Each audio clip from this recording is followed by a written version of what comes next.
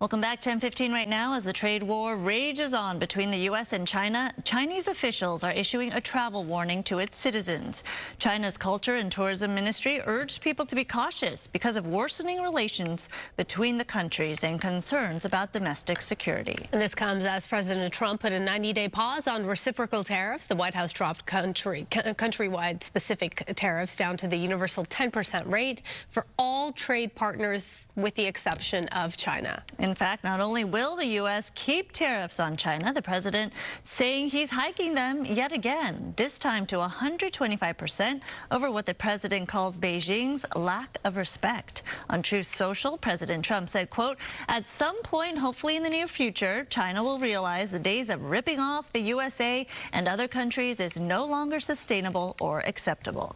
The Treasury Secretary sent a clear message from the White House saying countries that cooperate could get a better deal. We've given 90 days, and the only certainty we can provide is that the U.S. is going to negotiate in good faith, and we assume that our allies will too. What I'm certain of is that what China is doing will affect their economy much more than it will ours. Yesterday, China issued its own 84% tariff on U.S. imports. Now, after the president rose its tariffs on China to 125%, he expects it'll lead to a deal between the world's two largest economies. And the president's tariff strategy is increasing the possibility of slower imports and stalled plans. Let's go to Gigi live in San Pedro with the uncertain look. Good morning.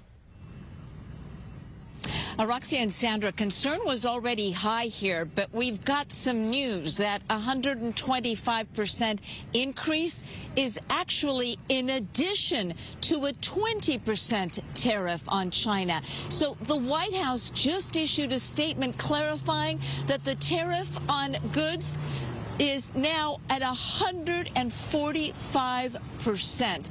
That news just in from Washington. Take a look at the video. And we talked about the concern here at the Port of Los Angeles in San Pedro, and that's because almost half of the business here is with China. And both the executive director of the port here and the director of the Port of Long Beach are very concerned because the trade war with China will not only affect the prices you'll be paying for imported goods, but it also threatens jobs. The port already estimating that at least a 10% drop in cargo from China this year will happen because of that tariff imposed by President Trump. And China, of course, in turn has also increased their tariffs, while over at the Port of Long Beach, an estimated 64% of their business comes from China, and they're estimating a 20% loss in cargo volume this year. And there's also concern for those here in the States who sell to China because those tariff hikes could also affect local businesses. Now, China does import a wide range of goods, including machinery and agricultural products like corn and soybeans. The concern is that China will now source those products from other countries, bringing it back here live. Another busy day here at the port, and we may not see the economic impact from the tariff and the trade war with China for weeks, say experts. That's because many businesses have front-loaded their inventory. They've been ordering and stocking up from China for months now because they saw what was going to happen. It was no secret by President Trump what he was going to do. But I think no one saw the trade war escalating to this point. Again, the White House just issuing a clarification that the tariffs on China are now at 145%. Reporting live in San Pedro, I'm Gigi Graciette. Back to you. That is a big, big difference, Gigi. Okay, thank you for that clarification coming from the White House.